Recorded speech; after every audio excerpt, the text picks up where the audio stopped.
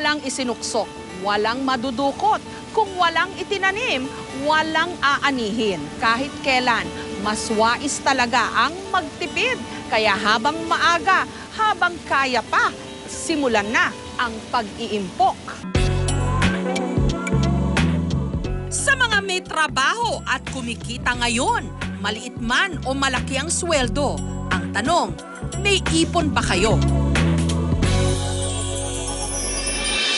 Si 1999 Miss Universe first runner-up Miriam Kiambao, takot mag-ubos biyaya. At bukas naman, nakatunganga.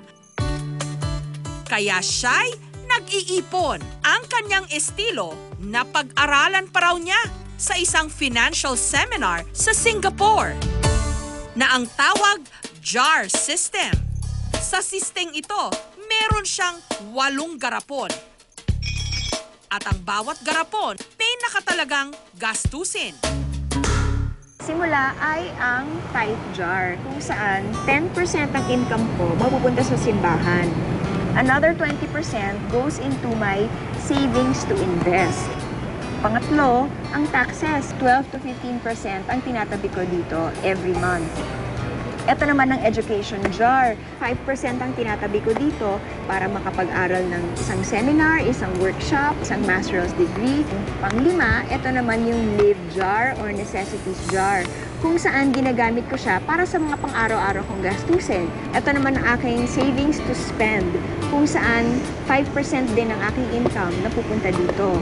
Kung ginagamit ko to para dun sa mga panggastos ko for emergencies. Ito naman ang aking play or entertainment jar, kung saan ginagamit ko siya para ma-enjoy ko naman yung perang iniipon ko. Pero pwede itong pang spa, panood ng sine, pangkain sa labas, o kaya pang travel. 5% din ang income ko na pupunta dito. Ito naman ang charity jar, another 5%, kung saan dito ko kinukuha yung mga pangbigay ko sa World Vision, pang-abot sa mga taong nangangailangan. Bawat garapon din may katumbas na bank account kung saan niya idinideposito ang mga naipon mula sa mga ito. Ang benefit sa akin nito, hindi siya nagagalaw. Hindi siya nasuspend. Tsaka, eventually, yung maliit na tinatabi ko buwan-buwan, lumalaki. Ngayon, nakakapag-invest ako sa property. Meron akong duplex na tinatayo. Meron ako mga property investments na sa awa ng Diyos, meron ako mga tenants. Tapos, doon ako kumikita. Kahit wala akong masyadong trabaho sa showbiz, meron akong kita.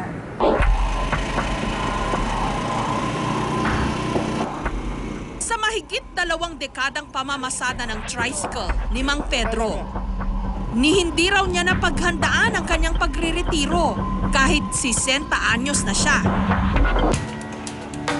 Pero ngayon, sa humigit kumulang 600 pesos na kinikita niya kada araw ng pasada, nagtatabi siya ng hindi bababa sa 12 pesos para ihulog araw-araw sa pinagsama-samang alkansya ng kanilang Tricycle Association. Ito ang kanilang Trikansya, kung saan ang kanilang ipon direkta nang maihuhulog sa kanilang Social Security System o SSS account. Para sa pagtanda ko nga, pag halimbawa, magkasakit ako, mauna ko doon sa asawa ko, meron silang, hindi na nila po problemahin ng panggastos kung sakasakali ako pumandito sa mundo.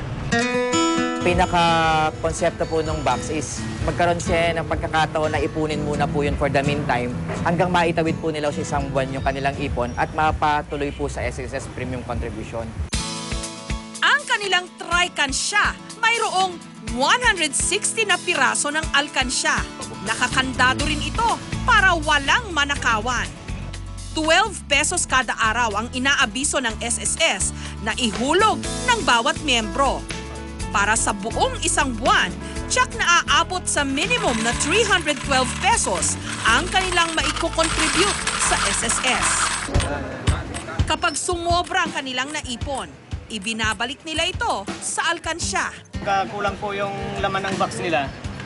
Ilalagay po namin muna sa tabi, tapos hinihintay po namin sila para dagdagan nila, kukumplituhin. Ang proyektong ito inilunsad ng SSS noong 2011. at tinawag na Alkansya Project. Target nitong hikayatin ang mga nasa informal sectors na maging SSS member. Kasama dyan yung mga nagtitinda ng sigarilyo, yung mga sari-sari store, di ba? Yung mga tindero sa palengke. At yung nga, nagsimula kami sa mga tricycle drivers.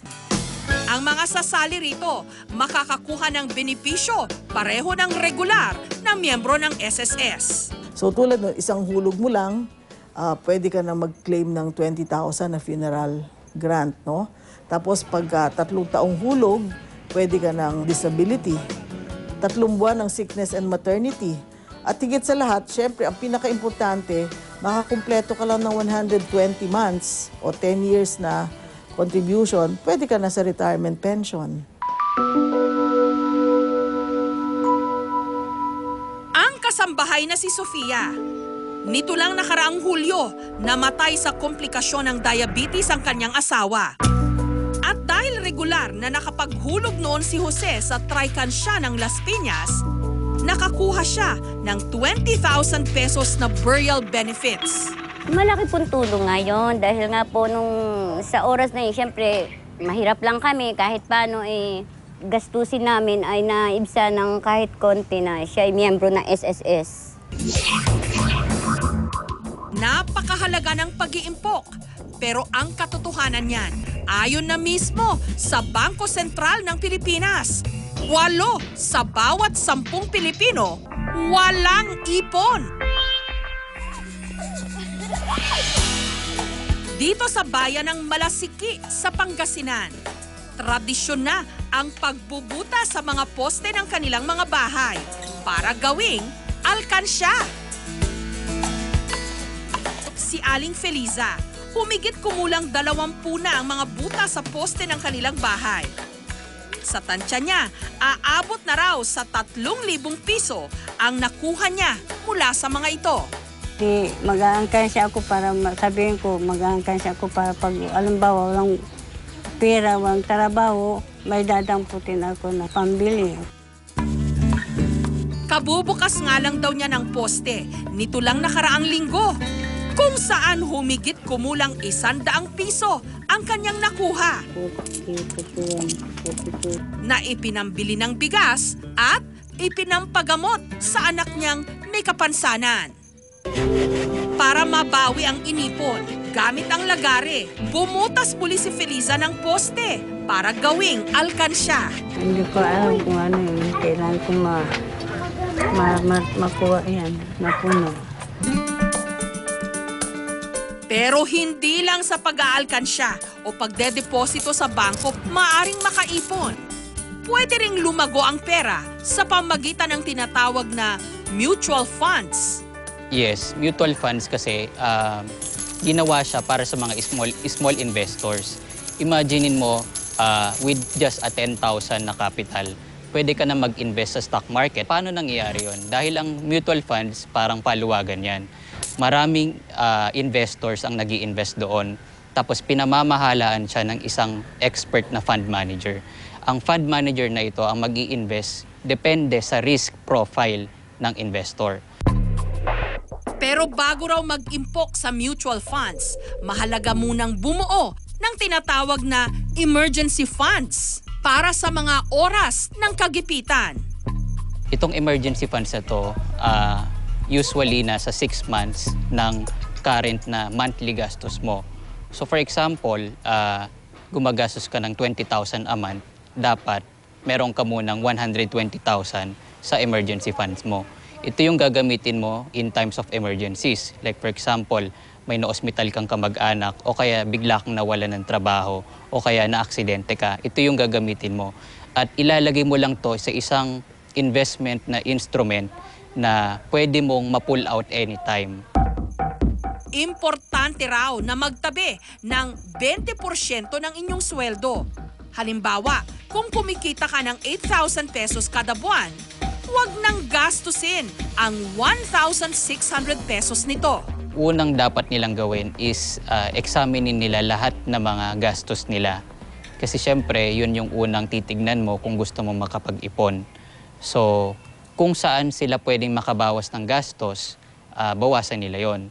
Usually kasi yung mga temptations na yan brought by tinatawag na social pressure. Siyempre, mga kaibigan mo sasabihin nila na, uy, ang ganda ng cellphone ng isa, kailangan makabili ka rin. Sa tingin ko, depende yan sa tao, nasa will and determination niya. Kailangan magkaroon ka ng sariling mindset na ito yung goal ko, kailangan ko tong marating. Ang pagtitipid at pag-iipon na master na raw ng negosyanteng si Paulo. Lalo pat nanggaling daw siya sa wala.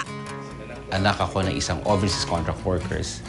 At the same time, isang public high school teacher. Napapakain naman kami, pero enough lamang yung kinikita ng mga magulang ko para dun sa aming day-to-day na pangangailangan.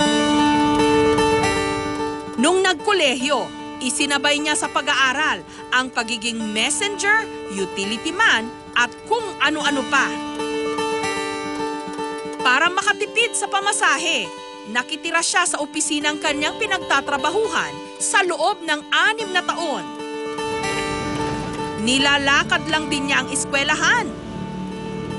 At kung minsan, fishball lang daw ang kanyang hapunan. Yun yung nangyari na yung tuloy-tuloy na ginawa mong pagtitipid. Kasi nga, habang syempre sa schools, meron kayong mga projects, meron kayong mga kailangang gastusin. Hindi na ako nanghihingi sa nanay ko, doon na ako kumukuha.